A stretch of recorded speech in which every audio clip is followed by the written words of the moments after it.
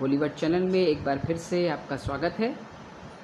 मैं चाहता हूँ वीडियो शुरू करने से पहले आप इस चैनल को लाइक करें, शेयर करें, सब्सक्राइब करें, ताकि परमेश्वर का ये वचन जो जीवित है, अनुग्रहकारी वचन है, बहुत से लोग तक जाए और परमेश्वर के नाम की अति स्तुति होने पाए।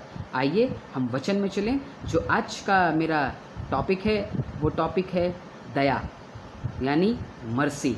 आज हम परमेश्वर की दया की बात करेंगे। क्या है उसकी दया? ये दया ही है कि आज हम उसकी महिमा कर पा रहे हैं। ये दया ही है कि आज हम उसकी स्तुति का कारण हैं। ये दया है परमेश्वर की कि आज मेरे और आपके अपराध क्षमा कर दिए गए हैं। ये दया है कि आज मैं उसकी दया के द्वारा संभाला गया हूँ। दया कि जब हम बात करते हैं तो बाइबल में बहुत सी ऐसी जगह पर आया है कि परमेश्वर ने अपनी दया अपने लोगों पर करी।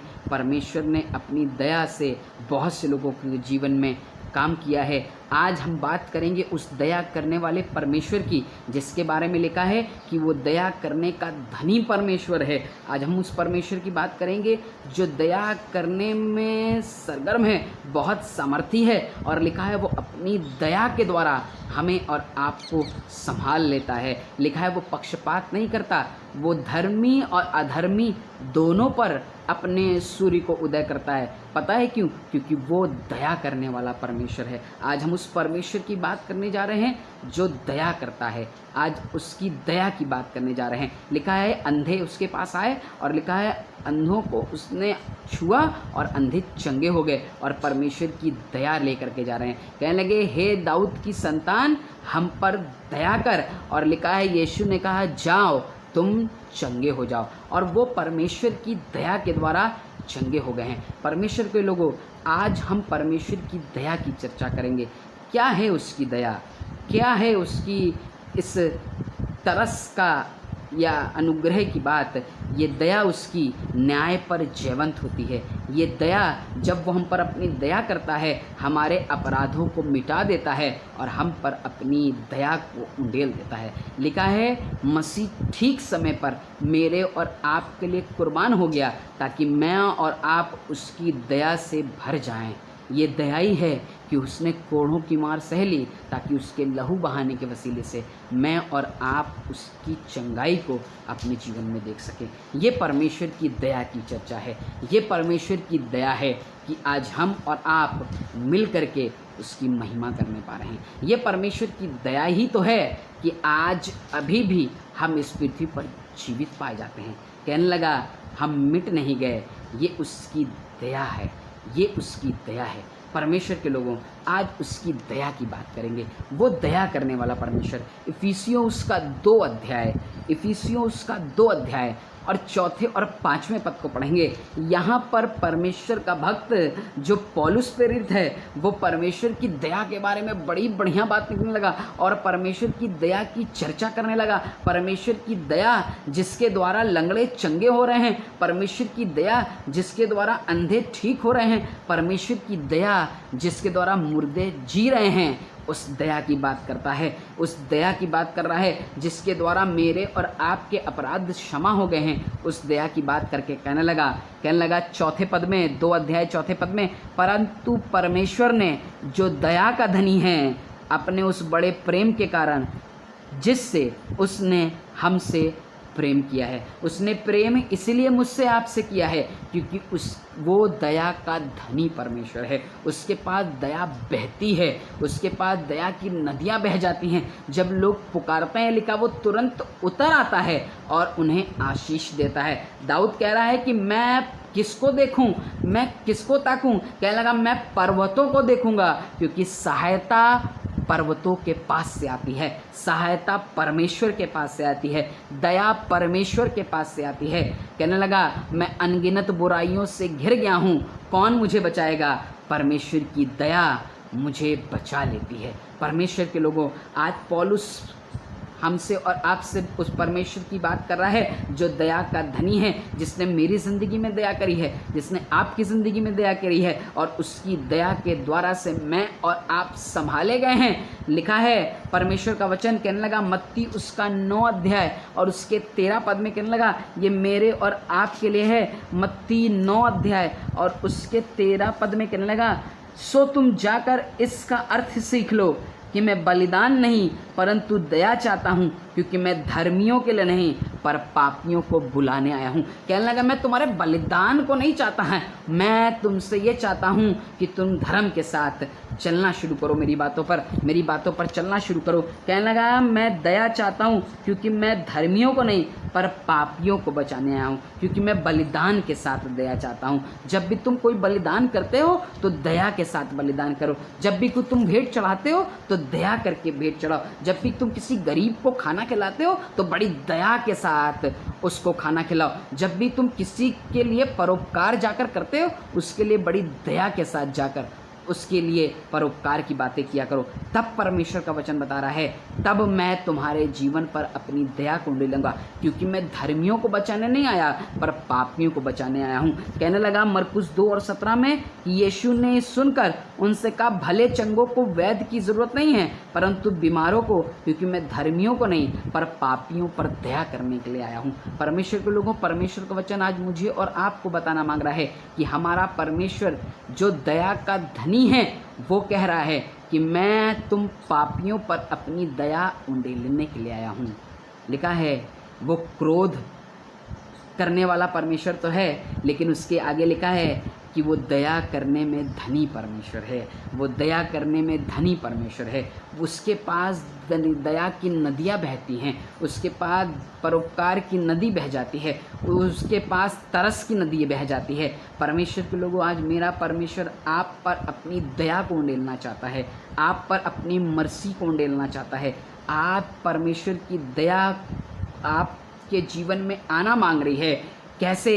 क्योंकि यीशु ठीक समय पर मेरे और आपके लिए मर गया ताकि मैं और आप उसके लहू बहाने के वसीले से दया को ले लें, दया को ले लें, पाप से छुटकारा मिल जाए, आज़ादी मिल जाए और हम उसकी दया प्राप्त कर सकें। प्रेरितों के काम 3 अध्याय वहाँ पर लिखा है जब पतरस परमेश्वर की महिमा करने के लिए मंदिर में जा रहा है, लिखा है एक लंगड़ा वहाँ पर बैठा रहता है और वो लंगड़ा देख रहा है कि ये मुझे कुछ देंगे। पतरस ने उस लंगड़े से कहा, कहने लगा हमारे पास रुपया पैसा नहीं है पर हम तुम्हें वो नाम देते हैं, यीशु के नाम से उठ और चल फिर। हम उस दया करने वाले परमेश्वर का नाम दे देते हैं, हम उस दया करने वाले परमेश्वर की बात सिखा देते हैं, हम उस दया करने वाले परमेश्वर की बातों को तुम्हारे जीवन में डाल देते हैं और कहते हैं उस दया करने वाले परमेश्वर यीशु के नाम से तुम चलो। और लिखा है वो लंगड़ा चलने फिरने लगा और परमेश्वर की महिमा करने लगा है। परमेश्वर के लोगों, आज हम उस परमेश्वर की बात कर रहे हैं जो दया करने वाला परमेश्वर है। उसने आपके जीवन में भी दया करी है, उसने आपके जीवन में भी अपनी दया के अनुग्रह को उंडेल दिया है, उसने आपके जीवन में भी अपनी दया को उंडेल दिया है। आज आपका परमेश्वर आप वो दया से भरना मांगता है।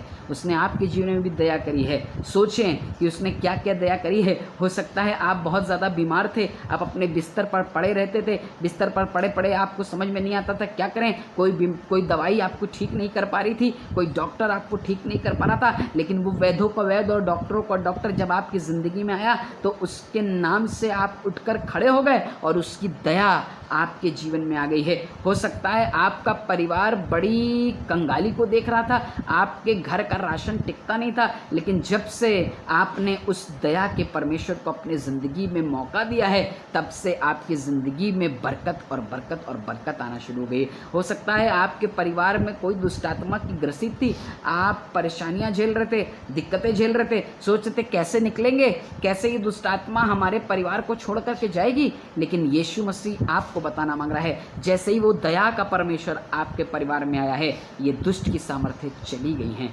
वो दया करने वाला परमेश्वर आज आपको कह रहा है मैं तेरे साथ हूँ, मत डर, मत घबरा, परेशान ना हो, मैं दया करने वाला परमेश्वर, मैं दया का धनी तेरे साथ खड़ा हूँ। बाइबल बताती है उस भजन संहिता उसके 51 अध्याय और उसके 2 पद को निकाल कर पढ़ेंगे। यहाँ पर दाऊद परमेश्वर की बातें कहने लगा और कहने लगा, हे परमेश्वर, अपनी करुणा के अनुसार मुझ पर अनुग्रह कर और अपनी बड़ी दया के अनुसार मेरे अपराधों को मिटा दे। परमेश्वर के लोगों आज बताना चाहते, बड़ी दया के कारण मेरे अपराध मिट जाते हैं। मेरे पाप चाहे लाल रंग के हों, चाहे अगरवानी रंग के, लेकिन यीशु के लहू से धुल करके शुद्ध किए जाएंगे। क्यों? क्योंकि वो दया करने वाला परमेश्वर है।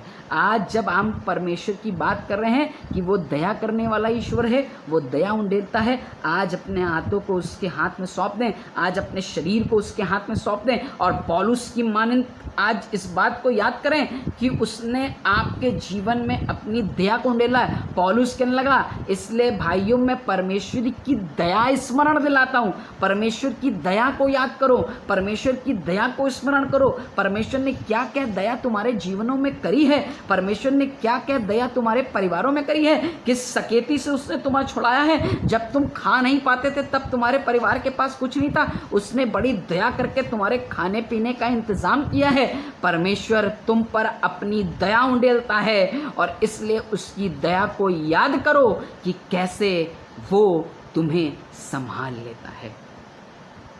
दाऊद कहने लगा कि वो मेरे अपराधों को भी स्मरण नहीं करता, अपनी दया के द्वारा मेरे अपराध को मिटा दे। अगर आपके अपराध आज ज़्यादा हो गए हैं, आपको लग रहा है कि नहीं हम आराधना करने के योग्य नहीं है, नहीं बहुत से लोगों ने बताया आराधना करो, परमेश्वर साफ करता है, लेकिन परमेश्वर ने तो हमसे नहीं कहा। लेकिन आज परमेश्वर का वचन आपसे कहना मांग रहा है कि मैं दया करने वाला ईश्वर हूँ, मैं तेरे अपराधों को भी अपनी दया के द्वारा मिटा देता हूँ। परमेश्वर के लोगों, आज परमेश्वर दया करने जा रहा है। आज परमेश्वर आपके जीवन में दया करना चाहता है। याद करें आपके जीवन में उसने कैसी दया करी थी, कैसे उसने जब आप पैदा ही हुए थे उसने अपनी दया से आपको संभाल लिया था, कैसे ही उसने आपके बच्चे को अपनी दया से संभाल लिया था, कैसे उसने अपनी दया करके आपके जीवन में अपने आशीषों को उंडेल दिया था, कैसे उसने बड़ी दया के द्वारा आपकी बीवी जो हॉस्पिटलाइज थी उसने आपको वहाँ से निकाल लिया था, कैसे उसने बड़ी दया के द्वारा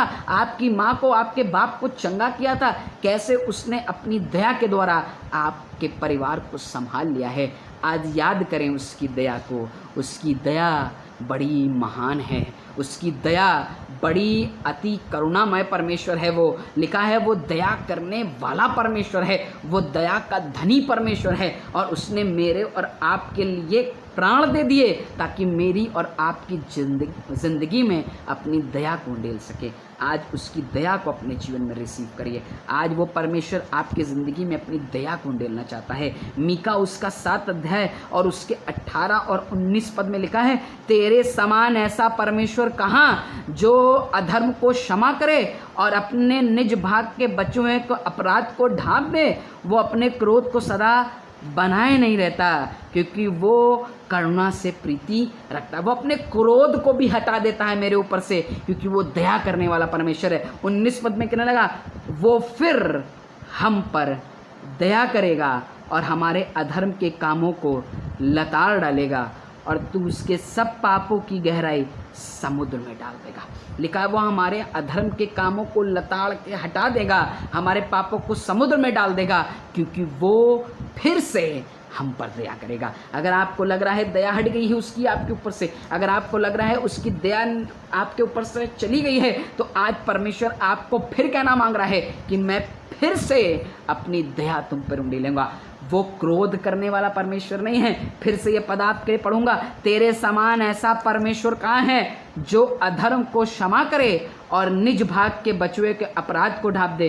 वो अपने क्रोध को सदा बनाए नहीं रहता है, वो अपने क्रोध को हमारे ऊपर सदा बनाए नहीं रहता है। मैं उसकी संरचना हूँ, मैं उसका पुत्र और पुत्री हूँ। वो अपने क्रोध पर मुझ पर बनाए नहीं रहता है। जिस तरह से एक बाप ज़्यादा देर तक अपने बेटे से, अपनी बेटी से गुस्सा नहीं रह सकता, वो उन्हें मना लेता है क्योंकि वो उससे प्यार करता है, इसलिए वो अपनी दया अपने बच्चों पर उंडेलता है। इस वैसे ही हमारा परमेश्वर भी जो हमसे बहुत प्यार करता है वो अपनी दया को मेरे जीवन में उंडेल देगा। वो क्रोधित ना होगा, गुस्सा ना होगा, सदा के लिए मेरे से नाराज ना रहेगा, पर बाइबल बताती है मेरे अधर्म को लताड़ देगा अपनी दया के द्वारा, मेरे अधर्म को दूर करेगा अपनी दया के द्वारा। आज परमेश्वर के लोगों, परमेश्वर का वचन मुझे बताना मांगता है कि वो दया करने वाला परमेश्वर, जिसकी दया बहुत बड़ी है, जो दया करने का धनी परमेश्वर है, वो आज मेरे और आपके ज़िंदगी में अपनी दया को उंडेलना चाहता है। अंधों के जीवन में दया उंडेली है, लंगड़े दया पा चुके हैं, मुर्दे दया पा चुके हैं। जब उस जमीन में 2000 साल पहले चलता फिरता था, लिखा है दुष्ट आत्माएं भाग रही हैं और लोग दया प्राप्त कर रहे हैं, लंगड़े ठीक हो रहे हैं, सूखे हाथ वाले चंगे हो रहे हैं उसकी दया से। लिखा है 38 वर्ष का बीमार चंगा हो गया उसकी दया से। लिखा है जिसे लहू बह रहा वो औरत आई और उसके वस्त्र को छू लिया और उसकी दया से सराबोर हो गई है। परमेश्वर के लोगों, आज परमेश्वर का वचन जैसा तब था आज भी वैसे ही काम करता है। आज भी वो अपनी दया को वैसे ही उंडेलता है, आज भी वो अपनी दया को वैसे ही बनाए रखता है। और वो ये चाहता है कि मैं उसकी दया का तलबगार रहूं, मैं उसकी दया के करीब बना रहूं, मैं उसके करीब बना रहूं, मैं उसकी दया को अपने जीवन में देखने पाऊंगा। अगर आप उसकी दया चाहते हैं, लिखा है वो हमारे अधर्म को दूर करके अपनी दया को हमारे जीवन में उंडेल देता है। परमेश्वर के लोगों, परमेश्वर का वचन आज मुझे और आपको सिखाना मांग रहा है, बताना मांग रहा है कि उसकी दया बड़ी है, उसकी दया न्याय पर जयवंत होती है, उसकी दया अनमोल है और वो मुझ पर और आप पर दया करना चाहता है। क्या आप तैयार हैं दया कराने के लिए? लिखा है जो दयावंत हैं उन पर दया करी जाती है, जो भलाई करना जानते हैं, जो दया करते हैं एक दूसरे पर, जो एक दूसरे को परोपकार की बात सिखाते हैं, लिखा है वो उन पर दया उंडेलता है। परमेश्वर के लोगों, अगर आप परमेश्वर की दया चाहते हैं तो आज परमेश्वर के नाम से दयावंत हो जाइए, आज परमेश्वर के पास चिपके रहिए और वो आपके जीवन में अपनी दया को उंडेल देगा। आज परमेश्वर के चरणों की चौकी के पास बने रहिए और कहे प्रभु मेरे अपराध को अपनी दया के द्वारा मिटा दें। आज पौलुस की तरह उसकी दया को याद करें, उसकी दया की सामर्थ को याद करें, कैसे कैसे उसने दया करके आपको बचाया है। आज उसको याद करें और देखें वो आप पर अपनी दया को उंडेल देगा। वो दया करने वाला परमेश्वर है, वो दया करने वाला परमेश्वर है। आज उसकी दया की हम बात कर रहे हैं, वो दया करता है, वो दया का सागर है। परमेश्वर के लोगों, आज का ये वचन मेरे और आपकी ज़िंदगी के लिए है। अगर हम भूल गए हैं, हमें ऐसा लग रहा है उसने हमें छोड़ दिया है, इस लॉकडाउन के समय में जब सब जगह बंद है, सारी चीज़ें सही से प्राप्त नहीं हो पा रही हैं, जब लग रहा है कि ये बीमारी कब छोड़कर जाएगी, आपको डर लग रहा है, कोई मेडिसिन नहीं बनी, ये वायरस बहुत फैल रहा है, आपको लग रहा है परेशानी है, और उसकी दया आपको संभाल लेगी, उसकी दया आपके जीवन में उद्धार करेगी। आज जब मैं प्रार्थना करने जा रहा हूँ, आज कहें प्रभु अपनी दया को मेरे ऊपर डाल, क्योंकि तू दया का धनी परमेश्वर है, दया का धनी परमेश्वर है। हे परमेश्वर, अपनी दया को लोगों के जीवन में उंडेल, ताकि परमेश्वर लोग तेरी दया के द्वारा संभाल लिए जाएं और इनके जीवनों से तेरी महिमा हो। अपनी दया कर, अपनी दया से संभाल ले, और जैसे तू पहले कार्य करता था आज भी अपनी दया को प्रकट कर, ताकि हमारे जीवनों से तेरी बड़ी महिमा हो और हम भी तेरी महिमा में शामिल हो सकें। धन्यवाद के साथ प्रार्थना यीशु मसीह के नाम से मांगते हैं। परमेश्वर का धन्यवाद हो आज के समय के लिए कि परमेश्वर ने इस वचन के द्वारा हमें सिखाया कि वो दया करने वाला परमेश्वर है। आप भी परमेश्वर की दया में बढ़ें, उसकी दया में तरक्की करें, ताकि हम सबके जीवनों से परमेश्वर की महिमा होने पाए। प्रभु आपको बड़ी आशीष दे। जय मसीह की।